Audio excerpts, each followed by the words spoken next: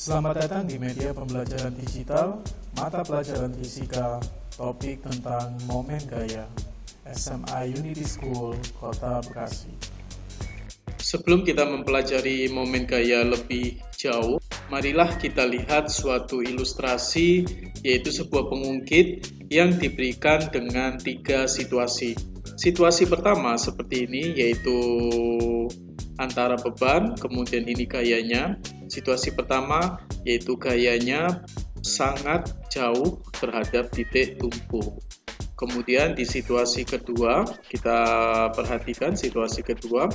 Nah, gaya ini semakin mendekati titik tumpu. Berikutnya yaitu pada situasi 3. Nah, gayanya diberikan semakin mendekat lagi terhadap titik tumpu. Nah, mungkin kita akan berpikir, manakah di antara 3 situasi ini yang membutuhkan gaya paling berat?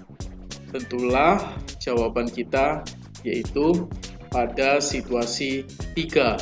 Sedangkan yang membutuhkan gaya paling ringan yaitu pada situasi 1 seperti ini. Dan mengapa hal ini bisa terjadi? Hal ini akibat dari imbas atau impact adanya momen gaya.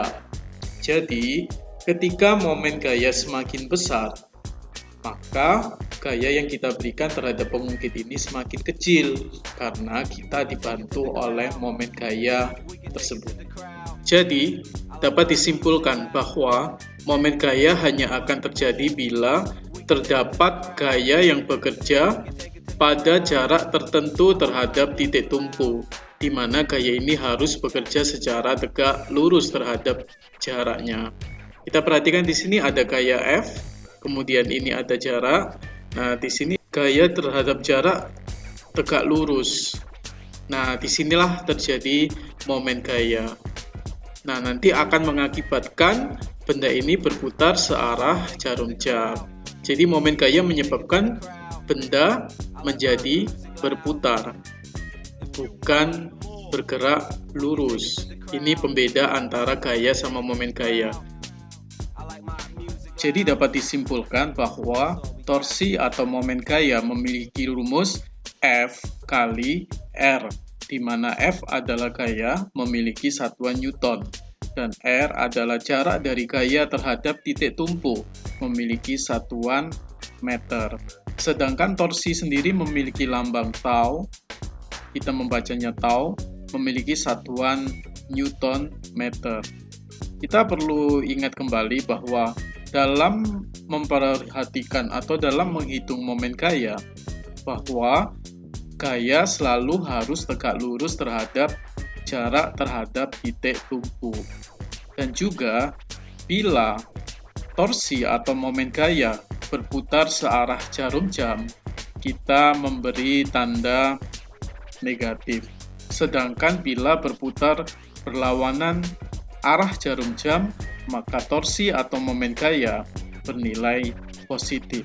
Apakah itu wajib? Saya katakan tidak, karena di sini yang dibutuhkan adalah konsistensi. Jadi bila searah jarum jam positif, maka melawan jarum jam negatif. Atau bila melawan jarum jam positif, berarti searah jarum jam negatif. Seperti ilustrasi yang saya berikan sekarang, terdapat sebuah gaya yang bekerja pada sebuah batang, sehingga mengakibatkan batang tersebut berputar melawan jarum jam. Dapat disimpulkan, pada batang terjadi momen gaya yang bernilai positif. Mengapa bernilai positif? Karena batang berputar melawan jarum jam. Yang terakhir, saya ingin memberikan suatu permasalahan atau pertanyaan, yaitu bagaimanakah bila pada suatu batang itu bekerja sebuah gaya yang membentuk suatu sudut tertentu terhadap sumbu X, seperti ilustrasi yang ditunjukkan sekarang. Nah, bila kita menjumpai suatu gaya yang bekerja terhadap suatu batang atau benda tidak secara tegak lurus, maka kita harus menguraikan gaya-gaya tersebut dalam sumbu X dan sumbu Y seperti ini. Jadi ada gaya yang terletak pada sumbu X, yaitu ini, kemudian ada gaya yang diuraikan pada sumbu Y seperti ini. Nah, kemudian berarti akan muncul dua gaya, yaitu F dalam sumbu X dan F dalam sumbu Y. Manakah yang akan kita pakai? Kita kembali lagi kepada aturan tentang momen gaya, bahwa momen gaya hanya dan jika terjadi bila gaya tersebut tegak lurus terhadap jarak. Jadi di sini yang menjadi jarak kan yang biru ini nih, sekaligus sebagai batangnya. Maka yang tegak lurus dengan jarak adalah FY atau gaya yang bekerja pada sumbu Y. Jadi yang akan kita gunakan yaitu F sin theta. Kenapa sin theta? Kita sudah belajar tentang cara penguraian gaya di kelas 10, yaitu bila jauh dari sudut kita memakai sin, kemudian yang dekat dengan sudut kita memakai cos. Kesimpulannya adalah momen gaya yang bekerja pada batang sekarang dapat dirumuskan tau sama dengan F kali sin theta kali R, di mana F yang kita pakai yaitu F dalam sumbu Y, yaitu F sin theta, kemudian R yaitu jarak antara gaya yang bekerja terhadap porosnya. Demikian kita telah belajar tentang torsi atau momen gaya. Semoga kita sukses menghadapi ulangan harian yang akan kita jumpai di sekolah. Untuk saran dan kritik, silakan email ke mahis_47@hotmail.com. Sampai bertemu kembali pada media pembelajaran berikutnya. Terima kasih.